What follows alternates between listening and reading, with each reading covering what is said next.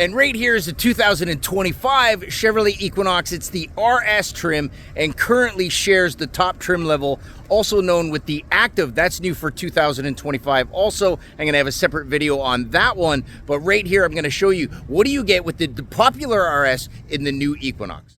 So it definitely looks like a new Chevrolet SUV. I think this one looks like a mini Traverse in a way, where you do get, design-wise, you get your daytime running lamps up here, and down here you're going to have integrated into the bumper is your headlight design. Fog lamps are also in there as well, and it's the RS, which means you get your black accents that are integrated through the grille, your cummerbund that goes right across, dissected by your black Chevrolet bow tie, plus some more, black accents when it comes down to the grille. Also on the side, you get, it's not an all black feature, so you do get this machine finish that goes all the way around. I'm sure when you're driving, it looks like you get this silver ring that will go through. Black badging we've seen with the Equinox, but the whole silhouette, the design of this thing, again, squared off a little bit more. You get wider hunches over your wheel wells, and then it'll come up over here a little bit more boxy. Mentioned this before, naturally has that shark fin design, so it gives this black roof,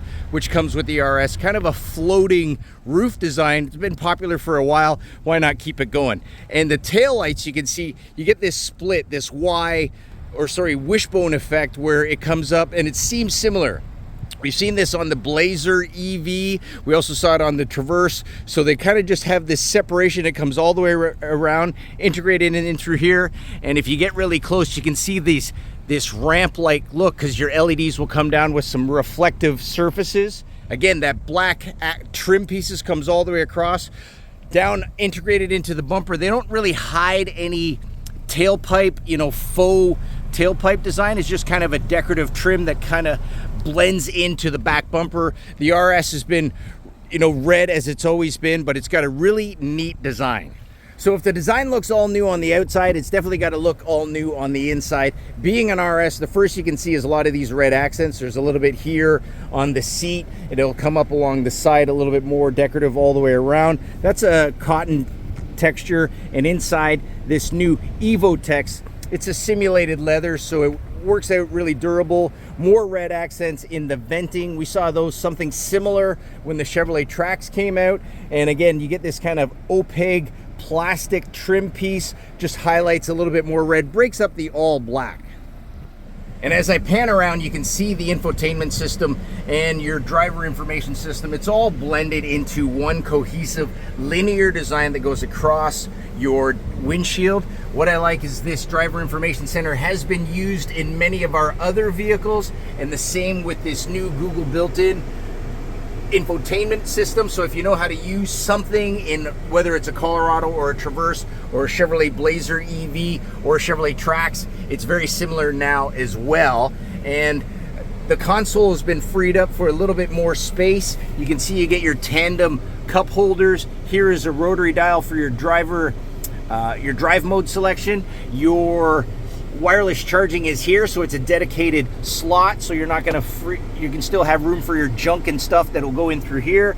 And this area, you can see you get your USB and USB-C ports. So we have a new control cluster over here on the left-hand side. First and foremost, this is where your all-wheel drive button is. The auto hold for driving uphill. That used to be a feature they advertised with automatic transmissions. Your start-stop is here. Your dashboard lights is here. And then your emergency parking brake, it's a button, so you just push that on or off to engage. You'll notice there's no physical lighting control knob or button over on the Equinox anymore. Like all the other General Motors products, they've moved it into the infotainment system. So there's an icon right here. You push this button, it comes standard automatic climate control. You can put it into turn on your fog lamps, you can turn on your parking lamps, but I promise you're going to put it on automatic, set and forget, never have to touch that lighting system ever again. We talked about the drive mode selection. So it's a rotary turn. So as I turn it to the right, you go up to your radio screen and you can see it goes to off-road. Turn it one more time, you get snow and ice. Turn it to one more time, normal driving conditions. Turn it one more time, back to off-road. And your driver information center, it is configurable, but it's pretty legible. Google built in, like if you've seen it before, you get your quick menu. And you have your selections. What do you want it to play from? Bluetooth, AM, FM, stuff like that. It is a Google built-in, so you have Google Podcasts and Google News readily available. And I said Google. Sorry, I don't understand. She's always listening. Now, with the infotainment system, you're probably wondering, because you've read some things, but they do have the application of Android Auto and Apple CarPlay. So my Samsung is paired, so if I wanted to use my Android Auto, it can stream up through here. You do get your, not only do you have your Google built-in quick menu, but right beside it you have your Android Auto quick menu. So if you wanted to have your Google Maps from your phone running, you can do that here. Also have my, my YouTube music. I also have my Audible, other selections that I would need is available through my home screen. However, vehicle status is something new. It used to be in your driver information center, so they've come over here and moved the gauges to an area. This will point and shoot where you want it to be, but you look at your brakes, your engine, your trip, stuff like that, stuff that you will want to read out while you're in park. The other thing that we want to notice also is you can see cameras. Cameras for the RS, you get your 360-degree camera here. Right now we are looking out the front of the vehicle, and if I wanted to switch to the back, I use this icon here. Now it reverses to my rear view camera so I can see what's behind me. Also, speaking of what's behind me, rear streaming mirror. This is part of a convenience package on the LT, but it's what you get with an RS. You can flip here, now I can see myself, but if I didn't want to look at myself or the people in the vehicle, I can look directly outside and see those vehicles, which I also notice here in my rear view camera. Continuing on, something we talked about, the freeing up space here. There's no pistol grip for your transmission selector. They've moved it up to the column. And again, I love stressing this because it's so old school, but so intuitive at the same time. Right now we're in park, so you pull it towards you, pull it down, and now you're in drive. You pull it towards you and go up, and now you're in reverse. The rear view camera with your ladder grid shows up, and there's a little button at the end of the stock. It says P, you push it for park, and now everything's back where you need to be.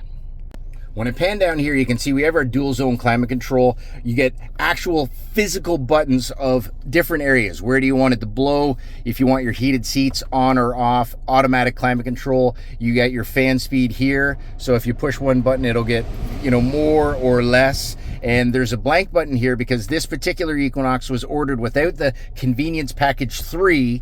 That would give you your cooled seats here and your power passenger seat here, and your rear heated seats in the back. The back seat area is definitely some generous space here. If I was sitting behind myself, you can see I got a lot of leg room for my knees here. Down here, my feet are lots of room, so I would definitely be comfortable. And also, I do have an armrest with 2 cup holders, so make the drive super comfortable. And there is integration of the venting for your HVAC controls. Plus you can see 2 USB charging points, and they're for charging only. So from a distance, I'm going to show you the hands-free liftgate system. They call it the AutoSense. So as you get closer to the vehicle, it will determine that the key fob is here in my hands. So when we get close enough,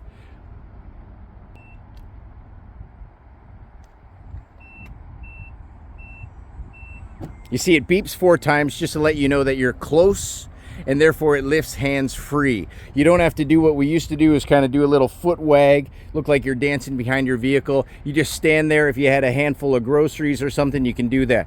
You do get a generous amount of space, very similar to the previous generation, just missing your grab handles from over here, but you do get some space that will be underneath. You can see, put some mats under there, and when the seats do fold flat, you just come around to the side, grab this handle here, and you'll notice it's the 60-40 split. So if you needed some longer items, it'll go right up to your front dash right there. Now to close it, you're just going to reach up because you have empty hands, and it'll just close easily, just like that. So underneath the hood is Chevrolet's 1.5 liter turbo 4-cylinder. It is the all-wheel drive, so you're going to get your 8-speed automatic. That's going to give you 175 horsepower and 203 pound-feet of torque. Perfect for accelerating, getting onto highway speeds, but controlled when you're driving around the city doing your regular everyday errands. So the Chevrolet Equinox, all new for 2025, continuing on with a recipe that keeps it our second most popular vehicle with a whole new styling that's going to stay modern, current, and move us into the future.